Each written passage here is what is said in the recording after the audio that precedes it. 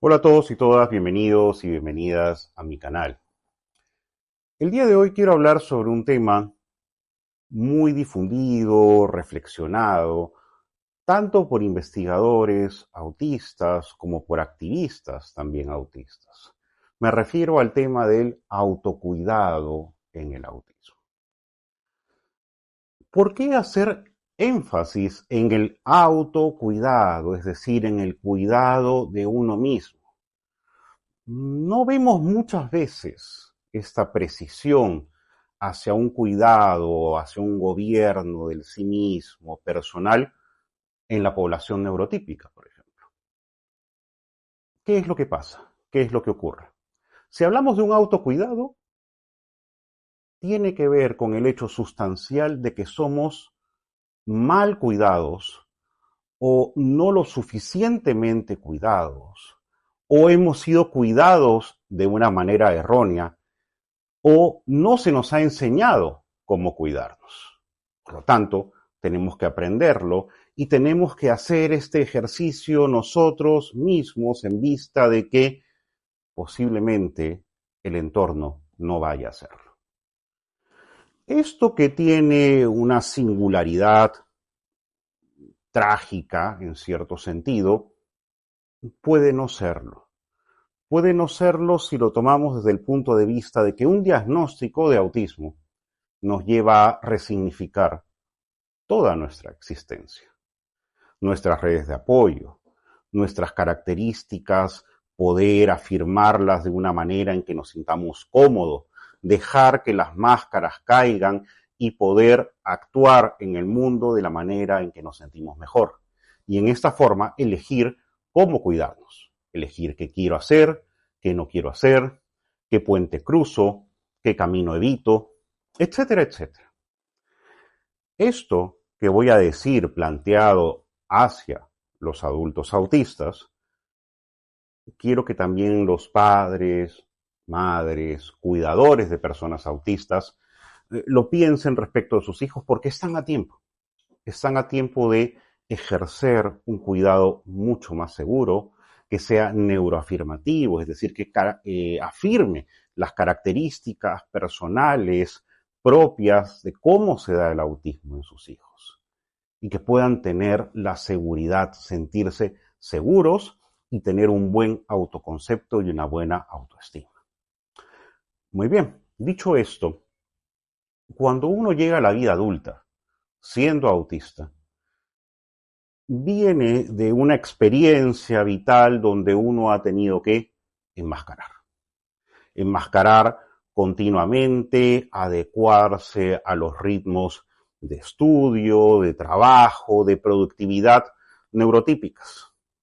Uno ha crecido dentro de una sociedad neuronormativa que nos ha dicho cómo debemos ser, cómo debemos comportarnos, cómo debemos actuar, cómo debemos producir y en la medida de lo posible no ser nosotros mismos. Esto trae como consecuencia que el manejo del estrés, el manejo del cansancio, el manejo de la ansiedad ante diversas situaciones sea desconocido para nosotros. Lidiamos con el estrés tratando de contenerlo, tratando de atajarlo y que no se nos note. Pero este estrés continuo, cotidiano, crónico, es el resultado de no actuar, producir, pensar, ser y hacer como nuestras características nos lo dicen. Entonces, en primer lugar, parte del autocuidado es conocer nuestro perfil sensorial. Poder tener una dieta sensorial, es decir, cómo minimizar los estímulos que menos nos agradan. Necesito audífonos, cascos de protección de ruido, necesito usar gafas, lentes oscuros en ciertos momentos, me doy cuenta de que debo evitar ciertas texturas, etcétera, etcétera. Entonces, el primer autocuidado es poder ser coherente con nuestras necesidades sensoriales. En segundo lugar, empezar a conocer y afirmar las propias características. Es decir, yo no soy una persona dañada, no soy ni deficiente, ni soy una mala copia neurotípica, y tengo que hacer lo posible por poder encajar a toda costa. No, soy autista y en tanto que soy autista, necesito ciertos apoyos y ciertos ajustes. Necesito ver de pedirlos.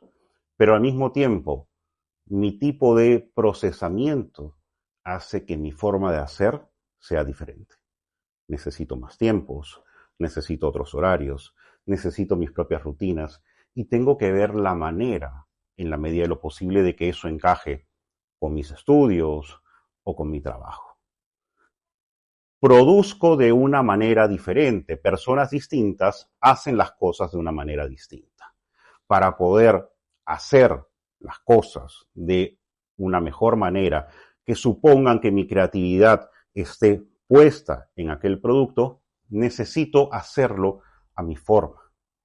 Entonces, esto es tremendamente importante. Por eso que buscar, demandar empleos con apoyo o los ajustes razonables en los centros de estudios superiores, por ejemplo, es tremendamente importante. Entonces, tenemos ese lado ahí, afirmar las propias características y empezar a hacer de esa manera. Y en ese sentido, dejar de enmascarar. Muchos dirán, ay, te volviste más autista desde que te dijeron que eras autista. No, simplemente estoy siendo consecuente con lo que quiero hacer, no obligándome a. Y entonces, eso es una manera de cuidarse, no exponerse a situaciones sociales que sean muy demandantes o a realizar acciones que uno no desea hacer o pretender ser alguien distinto. Y uno va a ver que al final del día, esa batería social, no solamente no se va a ver desgastado hasta un punto pues que nos lleve a cierto tipo de colapso, tipo shutdown, por ejemplo, sino que uno se va a sentir más contento y más realizado consigo mismo, porque uno se va a sentir en consonancia, coherentemente integrado con quien es uno. Otra forma del autocuidado que es tremendamente importante es aprender a desconfiar. ¿Sí? Los autistas somos, entre comillas, más ingenuos, porque presuponemos que lo que nos dice el otro es cierto. Presuponemos muchas veces la mejor intención en la otra persona. ¿Por qué? Porque para nosotros es lógico, es natural. Para que exista una manera de comunicarse efectiva, tenemos que creer en el otro.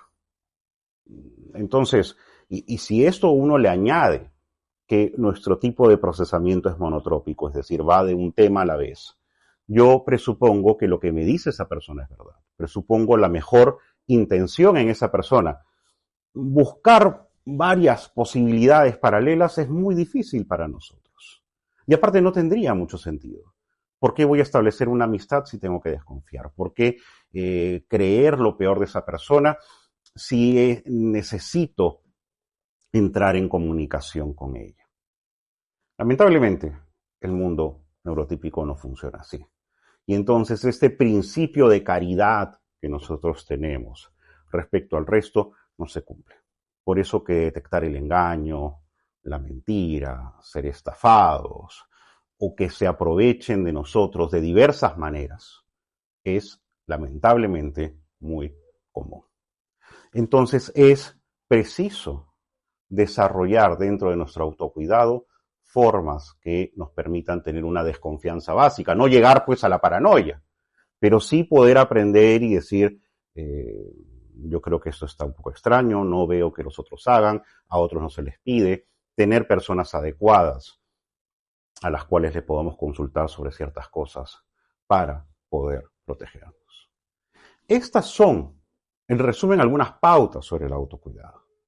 Pero la cuestión esencial es que desarrollando nuestra identidad autista tendremos una mejor conciencia de nosotros mismos.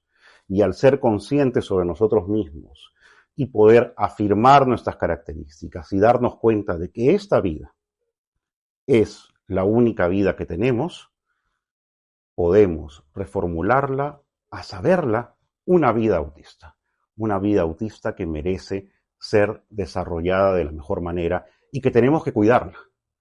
Y cuidando esa expresión vital de nosotros, nos cuidamos a nosotros mismos.